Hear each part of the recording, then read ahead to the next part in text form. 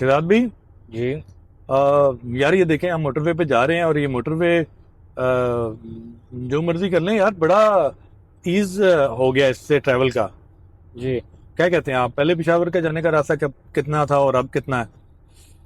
रास्ता तो इतना उसमें इफेक्ट नहीं है, पर ये आपको पीस ऑफ माइंड से आप ड्राइव कर लेते हैं, आराम से आ जाते हैं। फैसिलिटीज़ सारी दी हुई हैं। और लंच करना है तो मंचिंग करनी है, नमाज़ पढ़नी है, फ्यूल का इशू होता है तो आपको सारी फैसिलिटीज़ दी हुई हैं। इसके हाँ। अलावा जितना मुझे याद पड़ता है कि आप मोटरवे में इन होते हैं तो आप इंश्योर्ड हो जाते हैं। हाँ। तो फैसिलिटीज़ इनकी हैं, काफ़ी हैं। आप ये देखें, ये वाली जो मोटरवे है, आप पिशावर से आप लाहौर चले गए, लाहौर से आप फैसलाबाद भी चले गए, लाहौर और फैसलाबाद वाली मोटरवे, देन अगेन आप मुल्तान चले गए, मुल्तान सखर तक शायद आप मोटरवे है लाला। और अगर आप ये डीए खान से ये वाला रूट अगर ले लें, सी पैक वाला, तो वो कहाँ तक बनी हुई है मती भाई? ये खान तक डीए खान तक बनी हुई है। कितने किलोमीटर होगी तकरीबन? 383। 383 किलोमीटर ये मोटरवे होगी। ये ऑलमोस्ट ये कराची तक चली जाएगी। नहीं, सक्र वाली कराची सकर वाली कराची चली जाएगी और ये दूसरी साइड जो है ये सी पैक सी पैक वाली साइड जाएगी। जो उधर चली जाएगी। ये भी हमारे यहाँ पिंडी इस्लामाबाद में यार बड़े ही प्रोजेक्ट्स है, और पंजाब में तो बहुत ज़्यादा प्रोजेक्ट्स चल रहे हैं। और जो सबसे ज़्यादा मज़ेदार प्रोजेक्ट है ना, मुझे इनका वो जो सफाई वाला काम लगता है, जी। जो ये सफाई कर रहे हैं। और उसके बाद जो सेकंड सबसे बड़ा इकदाम है ना, ये जो ज़मीनों के मामलात हल कर रहे हैं ना यार, लाला वो तो कमाल ही कर रहे हैं। ये बिल्कुल ऐसे ही। ज़मीनों के आपके 10-10 20-20 साल 30-30 साल के, ना लोग ने बहनों को हिस्सा दिया हुआ है, ना उनको खवातीन को हिस्से दिए हुए हैं, और ना भाइयों को हिस्से दिए हुए हैं। जो तगड़ा है वो कब्जा करके बैठा हुआ है। तो गवर्नमेंट ने यार ये 30 दिन के अंदर ये इसके सारे मसले का फैसला कर देता है। और अगर कोई थोड़ा सीरियस इशू हो तो वो सीसीडी खुद इसको देख रहा है, इस इश्यूज को। तो ये बड़ी अच्छी बात है यार। ये आजकल जो है ना, ये जो कानून की इम्प्लीमेंटेशन है, ये तो बहुत बड़ी चीज़ है। आप बिल्कुल। लोग क्या केपी के में भी इस तरह के इश्यूज हैं लाला? ये तो जनरल इश्यूज हैं, पूरे पाकिस्तान में है, बल्कि मुझे लगता है कि पूरे दुनिया में ही है। पर यहाँ पे कोई कानून पे अमल नहीं करता। अब तो इन्होंने बाकायदा हेल्पलाइंस क्रिएट कर दी हैं कि जो आई थिंक 118 उनकी वो हेल्पलाइन है, उसके ऊपर कॉल करें और लैंड के हवाले से कोई भी आप इशू है उसको करें। मैं कल परसों एक वीडियो देख रहा था कि एक बंदा है, उसकी भांजी जो है, वो उसने कंप्लेन की थी मेरा हिस्सा नहीं मिल रहा। तो वो उसी टाइम उन्होंने देन एंड देयर उसका जो भी हिस्सा बनता था 14-15 मरले या कनाल के, उसने उन्होंने कहा कि इसको दें, इसको कब्जा दें। तो ये बहुत अच्छी बात है कि जो इस time basic rule of law है उसको उसको इम्प्लीमेंट करना चाहिए। लला, हम मैं और आप 2003 से इकट्ठे दोस्त हैं, बिजनेस भी कर रहे हैं। मुझे लगता है कि ये बहुत सारी चीज़ें जो मैक्रो लेवल की हैं, हमें लगता है कि यार बहुत मिसमैनेज हैं। फॉर एग्जांपल हमारे यहाँ एक्सपोर्ट पॉलिसीज, मैन्युफैक्चरर्स की पॉलिसीज, और बहुत सारी पॉलिसीज हमारे यहाँ वाजे नहीं है या फ्रेंडली नहीं है, बिजनेस फ्रेंडली नहीं है।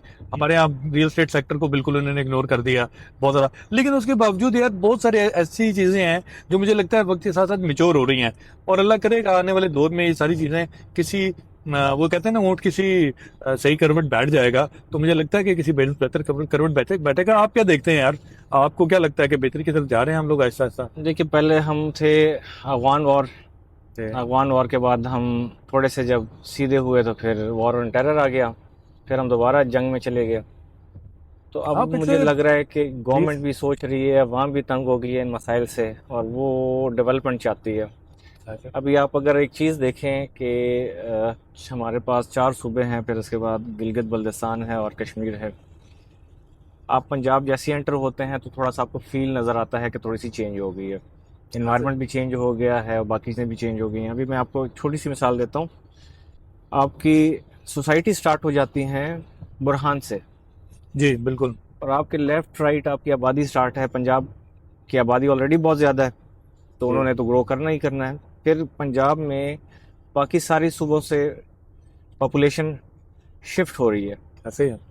तो आपका बुरहान से सोसाइटी स्टार्ट हो जाती हैं और अच्छी डेवलपमेंट स्टार्ट हो जाती है। कोहस्तान आ गया, फिर उसके बाद फैसल टाउन आ गया, फिर उसके बाद V17 आ गया, फिर दोबारा AWT वगैरह।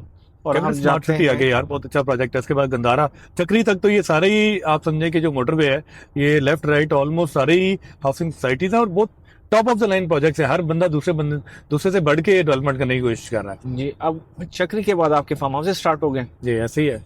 तो नीलादुला तक आपका उन्होंने लैंड जो है वो लोगों ने एक्वायर कर ली है, और इस दफ़ा जो एनओसीज हैं उनके लिए भी कोई उन्होंने प्लान कर दिया गवर्नमेंट ने, ऐसे ही है वन विंडो का कोई यार। सोल्यूशन ये निकाल रहा है। तो आपको पता है कि हम अक्सर गवर्नमेंट को बहुत सारी चीज़ों पर ब्लेम करते हैं, लेकिन मैं समझता हूँ जब भी जिस बंदे को भी मौका मिलता है वो सिस्टम को अब्यूज़ करता है।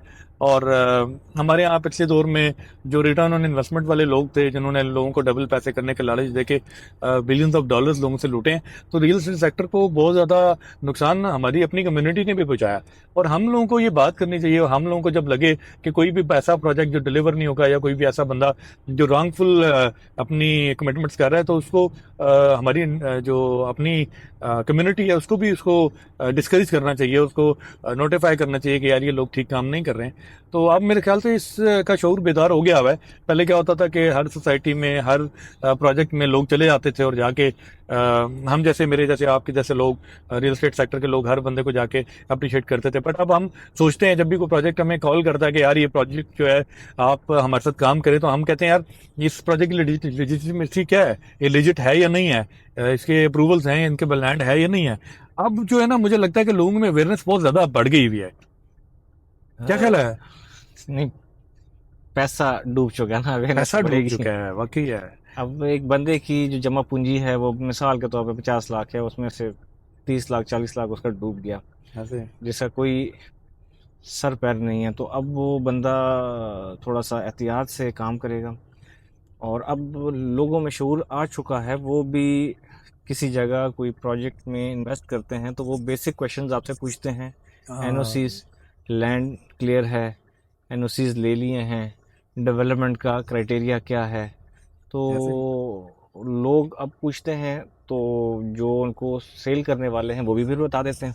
ऐसी। और अब तो मैं समझता हूँ कि बड़ी डिबेट स्टार्ट हो जाती है। आप पहले मैं आपको बड़ी मजेदार, मेरा हमारी कंपनी आरबीएस रियल एस्टेट का पेज है, और मैंने 2014 से लेके 2023 तक एक सिंगल नेगेटिव कमेंट नहीं होता था। हाँ, कभी कभार कोई एक नाराज कस्टमर आपको कॉल करता था या उस पर कमेंट बैक करता था, तो हम उसको रिस्पॉन्स बैक करते थे।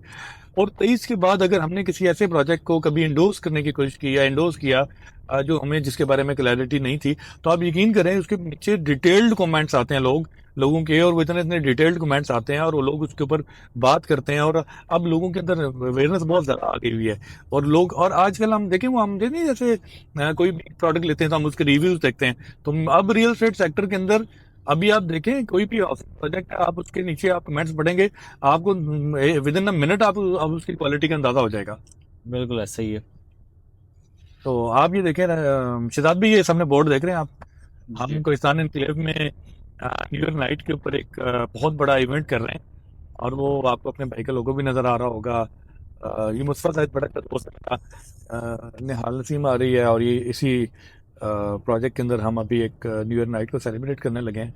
और उस दिन पूरा दिन, बल्कि 2 दिन हमारा ओपन हाउस होगा, यहाँ पे हम लोगों से मिलेंगे। तो हम 2 दिन 30 और 31 का दिन हम यहीं गुजारेंगे, और इवनिंग में म्यूजिक कंसर्ट है, it's a gala sort of thing.